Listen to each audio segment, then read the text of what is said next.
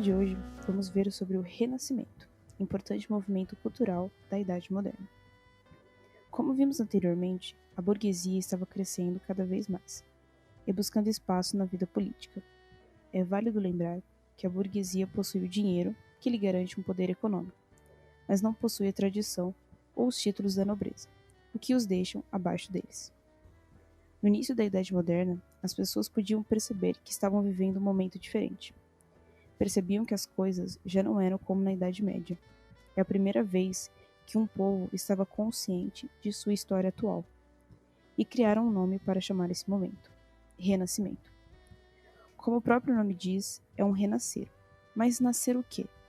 E a resposta é a Antiguidade, o período antes da Idade Média, com as vilas romanas, as esculturas, os filósofos e poetas. As pessoas da Idade Moderna olhavam com grande admiração para a Antiguidade e todos os elementos greco-romanos. E é por esse movimento que o período do feudalismo ficou conhecido como Idade Média, pois estaria no meio, entre a Antiguidade e o seu renascimento na Idade Moderna. Para as pessoas dessa época, o feudalismo foi como uma pausa da evolução humana, onde os conhecimentos artísticos e científicos ficaram estagnados. Aqui devemos lembrar que cada época, independentemente de outros fatores, tem suas contribuições e importância. A Idade Média lançou as bases da sociedade capitalista, que vai se desenvolver na Idade Moderna. O Renascimento surge na Itália. Não é uma mera coincidência. A Itália foi onde o pré-capitalismo se desenvolveu de forma mais acentuada. Já na Baixa Idade Média, era o centro do comércio através do mar Mediterrâneo e a Rota de Champagne. Suas cidades estavam mais ativas e possuíam companhias comerciais e grupos financeiros. Dessa forma, o comércio já não ficava restrito ao seu entorno, estava se expandindo para cada vez mais longe. Por isso, a burguesia italiana vai crescer rapidamente. Como vimos, os burgueses não possuem o mesmo papel social que a nobreza, da qual queriam fazer parte. Por isso, eles buscavam coisas que os aproximassem da nobreza. Uma dessas coisas era a arte. Durante o feudalismo, com as catedrais, vitrais e toda a produção artística voltada para o tema da religião, os artistas não eram muito famosos. Durante a crise do feudalismo, pouco a pouco, a arte foi tendo formas diferentes, que não fossem unicamente religiosos. Os artistas começaram a pintar retratos de nobres e toda a sua família, e assim a nobreza foi consumindo cada vez mais essa arte. Como acabamos de ver, os burgueses também desejavam isso, para se aproximarem da nobreza. Vão surgir assim os mecenas. Eles investiam em palácios, catedrais e capelas. Construíam estátuas gigantescas em homenagem a seus heróis. Quadros, gravuras e afrescos decoravam suas casas e prédios públicos. Eles buscavam, através da arte, não só conquistar espaço político, mas também mostrar que esses novos tempos eram sinônimos de novos hábitos e valores que vinham da burguesia.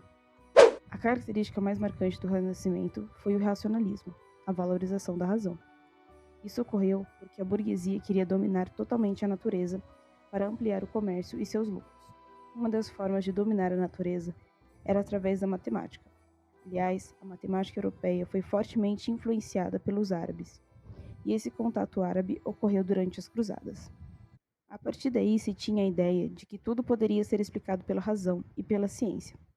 Daí em diante começaram vários experimentos, observações e estudos para ampliar ainda mais os conhecimentos do homem. Outra característica muito importante do Renascimento é o individualismo, que coloca as coisas e pessoas em perspectivas individuais. Cada ser é único. Mas e a religião? E Deus? Ficaram de lado? Não. Nesse momento, a religião ainda é muito importante para as pessoas. Mas agora, o centro do pensamento e da produção artística e literária não é mais Deus, e sim a sua obra-prima, sua maior criação, o ser humano. Esse movimento de colocar o homem no centro se chama antropocentrismo. Antropo se refere ao homem e centrismo ao centro, que representa uma grande mudança em relação ao teocentrismo do período anterior, onde teo significaria Deus e centrismo, o centro. Dentro do Renascimento, existem 3 divisões básicas: o Renascimento intelectual, que diz respeito ao humanismo, o renascimento científico e o renascimento artístico. Vamos começar pelo renascimento intelectual, que diz respeito ao humanismo. Os humanistas eram, sobretudo, homens envolvidos com a reforma educacional. Buscavam a revitalização dos estudos na área de humanidades, ou seja, poesia, filosofia, história, matemática e linguagens, em substituição ao esquema rígido medieval, dominado por 3 carreiras básicas: direito, medicina e teologia. O estudo das humanidades exigia um perfeito domínio do latim e do grego, além de árabe, hebraico e aramaico, o que levava obrigatoriamente ao estudo dos textos de autores da antiguidade clássica, deixando de lado os textos medievais. Os sábios do Renascimento eram todos cristãos e desejavam apenas reinterpretar a mensagem divina através do Evangelho, com base nas experiências e valores da antiguidade. Os novos valores exaltavam o indivíduo, os feitos heróicos, a vontade do homem e sua capacidade de ação. Os humanistas haviam passado da crítica dos textos antigos para a assimilação dos valores sociais daquela época. Num próximo passo, usariam esse poder de crítica para analisar as próprias condições em que viviam. A atividade crítica foi uma das características mais marcantes do movimento humanista. Os teólogos medievais haviam desenvolvido sua produção intelectual centrada no mundo espiritual, dos fenômenos imateriais e divinos, ou seja, em tudo aquilo que não podemos ver, somente acreditar. Os humanistas, pelo contrário, estavam preocupados com o mundo concreto dos seres humanos, com sua capacidade para transformar este mundo em seu próprio benefício. Os humanistas desejavam sua independência e liberdade de pensamento. Muitos deles pagaram caro por esse espírito de independência em relação aos povos que o sustentavam, como vimos, os mecenas. Por isso mesmo, estreitaram laços de camaradagem e amizade e solidariedade internacional, viajando frequentemente e trocando informações preciosas. A difusão de suas ideias foi enormemente facilitada pela invenção da imprensa, que tornou mais fácil e mais barato a reprodução de obras literárias. O grande centro do humanismo italiano foi a cidade de Florença, onde Lourenço de Médicis fundou a Academia de Florença, que reunia estudiosos famosos. Foi aí que nasceu o platonismo, uma das principais correntes do pensamento humanista. Tais estudiosos buscavam a conciliação entre o pensamento antigo e o ideal cristão, o que resultou em um espiritualismo difuso, que terminava na exaltação do belo, considerado como manifestação divina. Já em relação ao renascimento científico, esta foi uma forte corrente do humanismo que virou para o lado dos estudos científicos.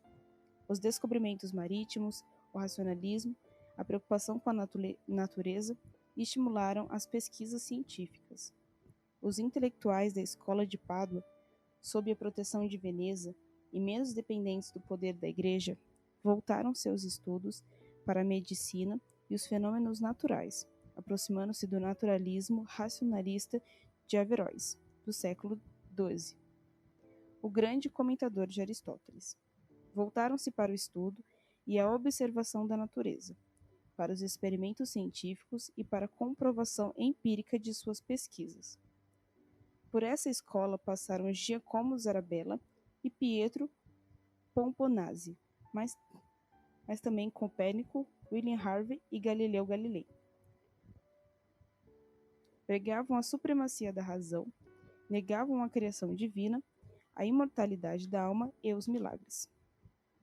O grande gênio científico e artístico da época foi Leonardo da Vinci, pintor excelente, arquiteto, escultor, poeta, músico e grande precursor da ciência moderna. Para manter o segredo de seus textos, escrevia invertido, como se as palavras fossem vistas ao espelho. Matemático e físico, foi o fundador da mecânica. Estudou geologia, botânica e zoologia, dissecando cadáveres, fez notáveis estudos de anatomia humana. Construiu canais e eclusas, imaginando máquinas acionadas por energia hidráulica. Desenhou aparelhos irrealizáveis para seu tempo, como morteiros submarinos e carros de assalto. Chegou a imaginar uma máquina voadora acionada por hélices. O polonês Copérnico mudou a visão tradicional do mundo. No seu livro sobre a Revolução dos Globos Celestes, publicado em 1543, afirmava que a Terra e os outros planetas na sua forma esférica giravam em torno de si mesmos e em torno do Sol, que permanecia imóvel no centro do mundo. Galileu Galilei encaminhou-se no mesmo sentido, tendo sido obrigado a abandonar publicamente suas ideias, sob pena de ser condenado pelo tribunal da Igreja. É considerado, apesar disso, o fundador da física moderna. O alemão Johannes Kepler demonstrou a órbita elíptica dos planetas. A vertente mais famosa do Renascimento é o Renascimento artístico. Vamos ver agora suas características principais. As três tendências dominantes nas artes do período medieval eram o estilo românico, gótico e bizantino, que tinham uma finalidade de ensinar as pessoas sobre a Bíblia e outras coisas importantes para a religião, em uma sociedade em que as pessoas não sabiam ler, e para a qual era indispensável uma arte absolutamente visual dominada pelo tema da salvação. As primeiras manifestações claras do novo estilo de arte surgiram no norte da Itália, o berço da arte renascentista, com Giotto, que viveu entre 1266 e 1337. Com ele teve início o pré-renascimento. Ele criou um novo mundo colorido, recuperando o estilo gótico, com noções da arte bizantina e a sensibilidade humana e naturalista, presente no movimento franciscano. Nesse estilo, objetos, pessoas, interiores e paisagens eram retratados de forma natural, impressionando vivamente os sentidos, mais do que estimulando a meditação. Surgia também uma nova concepção de espaço em profundidade, a perspectiva, o eixo fundamental da nova pintura. Nesse aspecto, a criação de uma obra artística estava já além do conhecimento dos homens comuns, pois era necessário dominar matemática, geometria e ótica. O domínio das cores, dos tons, do jogo de luz e sombra, bem como de tintas, pincéis e telas, exigia uma formação especial. Necessitava-se de um profundo conhecimento de anatomia e mesmo de psicologia. O pintor deixou, portanto, de ser um artesão e tornou-se um cientista completo da arte, abrindo-se uma nova distância entre a arte produzida para a nobreza e a burguesia e a arte popular. A arte tinha se elevado à categoria da cultura superior. A arte e ciência estavam absolutamente integradas. A arte passava a apresentar unidade de espaço, de tempo, de tema e de composição, o que correspondia à unidade geográfica do mundo e política das monarquias. Desde que o ponto de vista do observador era fundamental para a construção das obras de arte, cada artista tornava-se um criador individualizado, reforçando seu orgulho no mercado de arte que crescia cada vez mais. Recebia distinções e grande prestígio, frequentando os círculos mais elegantes da nobreza. O aumento da demanda exigiu o aumento da produção e a necessária divisão social do trabalho. Os grandes artistas, em geral, apenas faziam um esboço e assinavam a tela, o que aumentava os lucros, mas reduzia a criação. Tradicionalmente, os historiadores da arte dividem o Renascimento italiano em três grandes momentos: Trecento, século XIV, Quattrocento, século XV e Cinquecento, século XVI. No Trecento, a fase inicial de elaboração da cultura renascentista, destacaram-se Dante Alighieri, criador da Divina Comédia, Petrarca e Boccaccio na literatura, e Giotto, cuja tela mais famosa é a de São Francisco pregando aos pássaros. Nessa época, ainda estão presentes muitos elementos da arte medieval, mas predominam as novas formas de pintura e escrita. Nasce o novo estilo, abandonando a rigidez da arte bizantina e explorando as cores, o movimento e a representação espacial do gótico.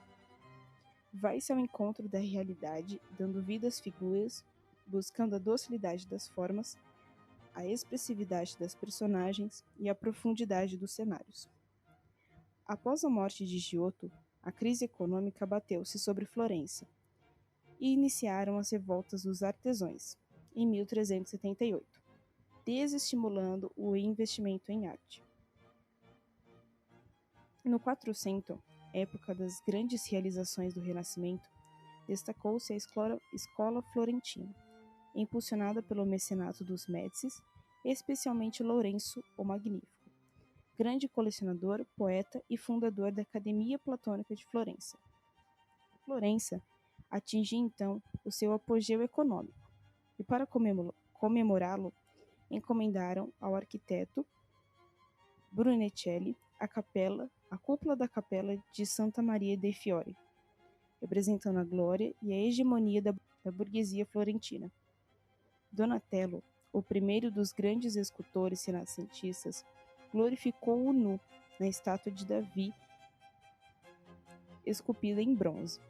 Na pintura, destacou-se Masaccio, com a expulsão de Adão e Eva do paraíso, dando continuidade assim aos trabalhos de Giotto, além de desenvolver a técnica do esfumaçamento, pela qual o artista tende a tornar menos nítidas as formas mais distantes reproduzidas.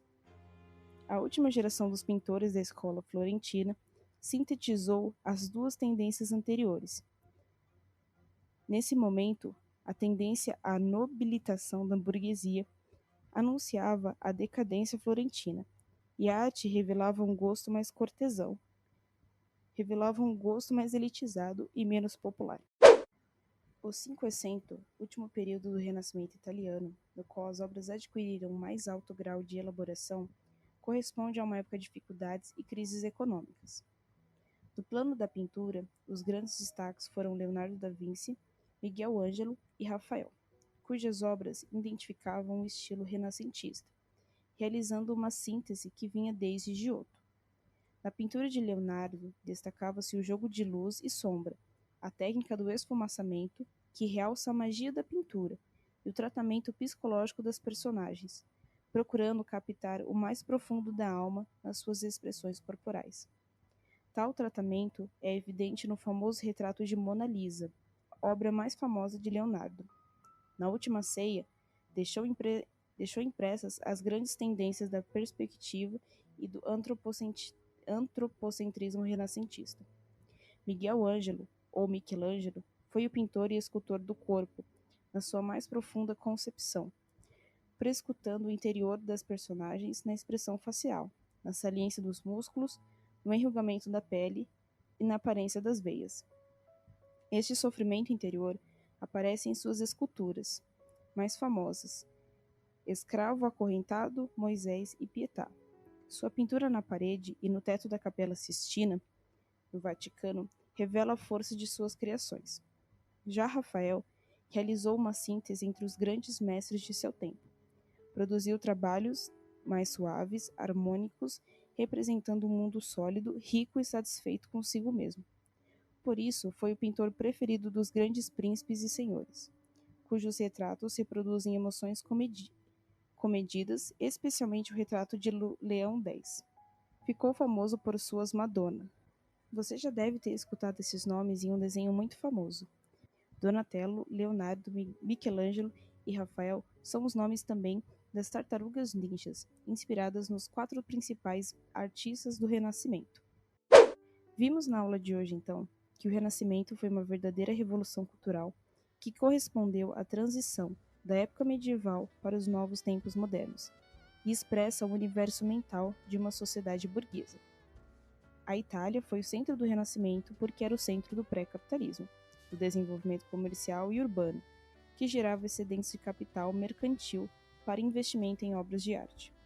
E que a nova classe social, a burguesia, em busca de ascensão, torna-se mecenas, com a finalidade de assumir os padrões de comportamento que a aproximariam da nobreza.